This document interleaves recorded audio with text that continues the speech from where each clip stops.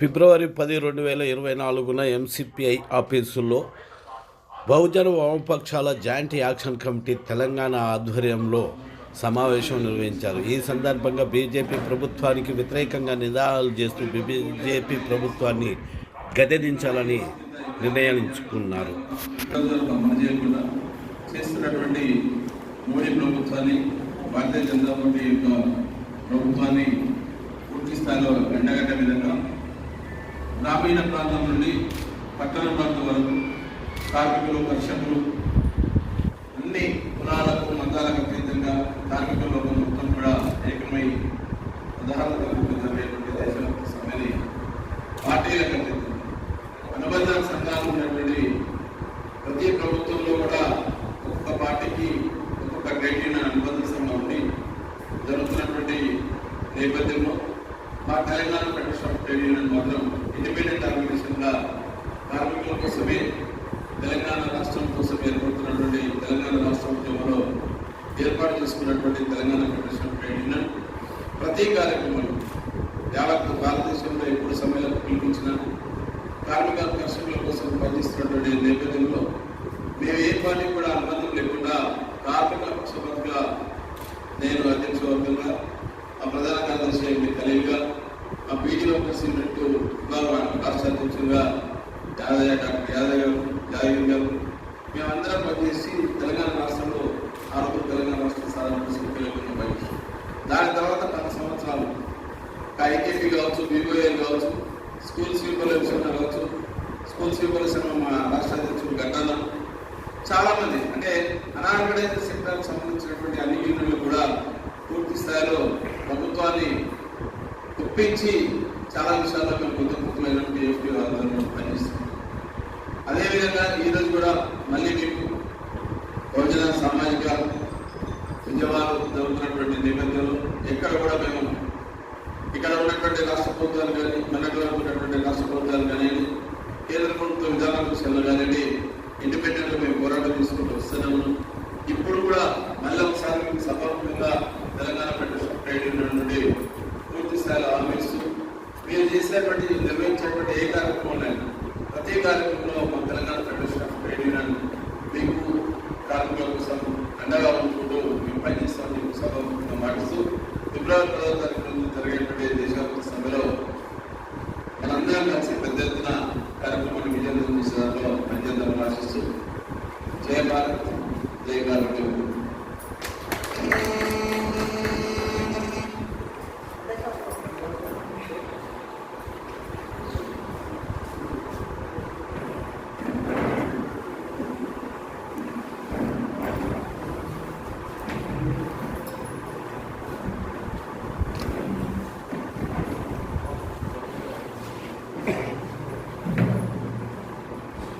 వేదికపై ఉన్నటువంటి అధ్యక్ష వర్గానికి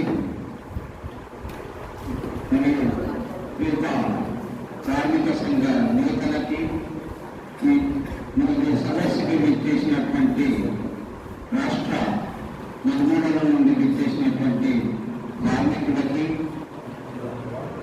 నేటి ఈరోజు నారాయణ మేకాజీ మేకాజీ గారి వర్ధంతి సందర్భంగా కేంద్ర కార్మిక సంఘాలు, సంయుక్త కిసాన్ మోర్చా పిలుపు మేరకు ఫిబ్రవరి 16వ తారీఖు నాడు దేశవ్యాప్త సమ్మె గ్రామీణ బంధును విజయవంతం చేయాలి అనే పిలుపులో భాగంగా మన బహుజన వామపక్ష కార్మిక సంఘాలు సమావేశమై బహుజన కార్మిక ఉద్యమ నాయకుడైనటువంటి నారాయణ మేకాజీ నూతనే వర్ధంతి 9వ తారీఖు నాడు ఉంది.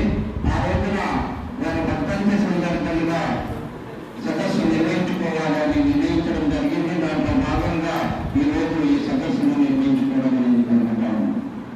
మరి ముందుగా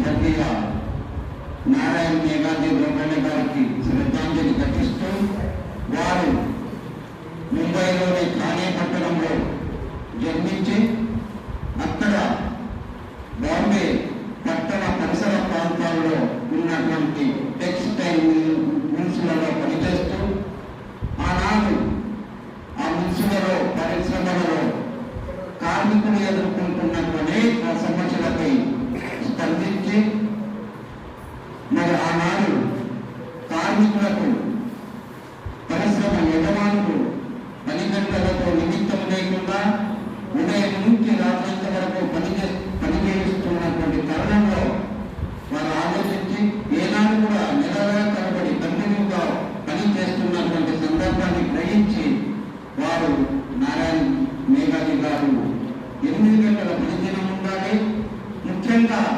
వారానికి ఒక రోజు సెలవు ఉండాలి అనే దాన్ని ఆలోచించి వివిధ పరిశ్రమలలో మరి నాయకులను కార్మికులను ఐక్యపరిచి అనేక రూపాల్లో పోరాటాలు చేసి చివరిగా ఆదివారాన్ని సెలవు దినంగా మొట్టమొదటిగా మరి నారాయణ మేఘాజీ గారు మరి సాధించారు.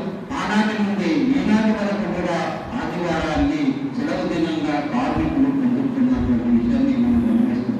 కేవలం కార్మిక ఉద్యమ నాయకుడే కాదు, ఆనాడు జరుగుతున్నటువంటి మత పరిశీలనలు అనేక బహుజనులు ఎదుర్కొంటున్నటువంటి అనేక సమస్యలపై స్పందించి నిరంతరంగా పోరాటాలు జరిపి బహుజనుల పక్షాన నిలబడి అనేక సమస్యలను పరిష్కరించి మహాత్మా జ్యోతిరావు పూలే శిష్యునిగా మరి వారి అడుగుజాడలో నడుస్తూ బహుజనులకు అండదండగా ఉండి అనేక ఉద్యమాలు నిర్మించినటువంటి మహానుభావుడు నారాయణ మేఘాజీ లోఖండే గారు.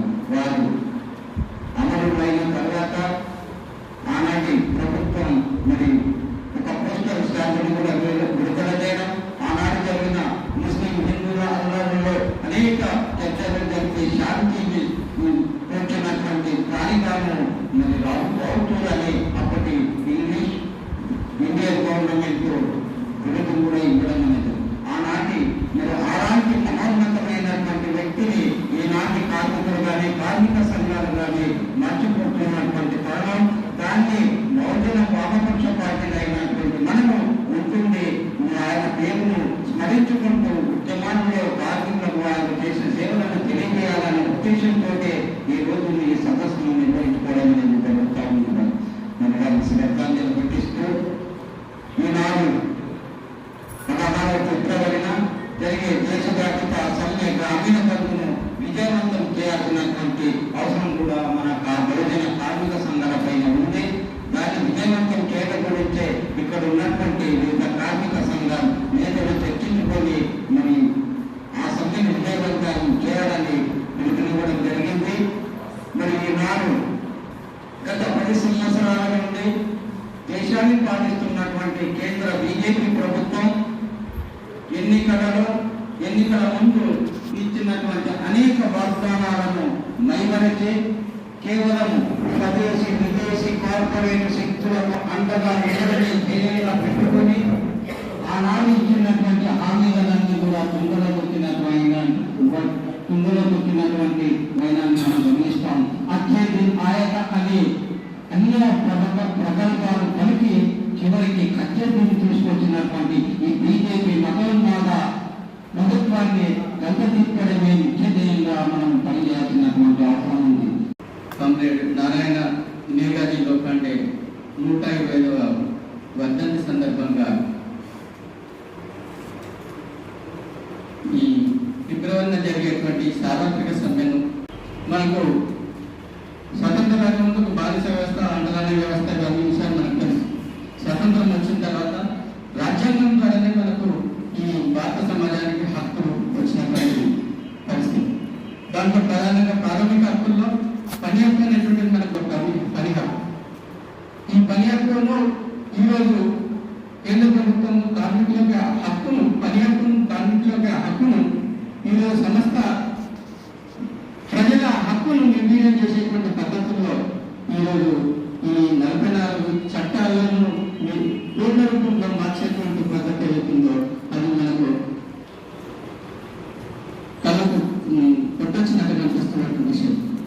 ఏదైతే రాజ్యాంగం ద్వారా వచ్చినటువంటి హక్కులు అవుతున్నాయో అదేవిధంగా పోరాడి సాధించుకున్నటువంటి అసంఘటిత కార్మికులు కానీ సంఘటిత కార్మికులు కానీ పోరాడి సాధించుకున్నటువంటి ఈ PSW చట్టం కానీ లేకుంటే సిగర్స్ అండ్ బీడీ కార్మికులు సాధించుకున్నటువంటి హక్కులు కానీ అట్లాగే మహారాష్ట్రలో బట్టాలి వర్కర్స్ సాధించుకున్నటువంటి ఈ హక్కు చట్టం హక్కు కానీ ఇట్లా మనం రకరకాల హక్కులను మనం చూసినట్లయితే 44 చట్టాలు పోరాడి సాధించుకున్నటువంటి హక్కులను ఈరోజు కేంద్ర ప్రభుత్వం దాదాపు అధికారంలో వచ్చిన తర్వాత 10 సంవత్సరాల నుంచి దీన్ని ఎట్లా తీసివేయాలనేటువంటి ఒక కుట్ర చాలా పకడ్బందీగా పండుతో తీసేయాలని ప్రయత్నం చేస్తుంది. దాంట్లో భాగంగా ఒక చట్టాన్ని ఉన్న చట్టాన్ని తీసేసి కొత్త ఆ వెలుగులో కొత్త చట్టం తీసుకురావాలంటే ప్రజా అభిప్రాయ సేకరణ జరగాలి. ఈ ప్రజా అభిప్రాయ సేకరణ కూడా భారతదేశంలో ఇన్ని ట్రేడ్ యూనియన్స్ పనిచేస్తున్నాయి. జాతీయ ట్రేడ్ యూనియన్స్ కు తప్ప భారతదేశంలో ఉన్నటువంటి ప్రజలకు చిన్న ట్రేడ్ యూనియన్స్ ఎవ్వరు కూడా ఈ కొత్త చట్టాలు తీసుకొస్తున్నటువంటి విషయం ఇప్పటికి కూడా చాలా మంది తెలియదు. దాదాపు 10 సంవత్సరాల నుంచి ఈ చట్టాలను ఎట్లా తీసేయాలని చెప్పేసి ఒక పకడ్బందీ ప్రణాళికతో బీజేపీ ప్రభుత్వం ఆలోచన చేస్తుంది. దాంట్లో భాగంగా 5 సంవత్సరాల క్రితం ప్రజాభిప్రాయ సేకరణ కూడా చేసింది.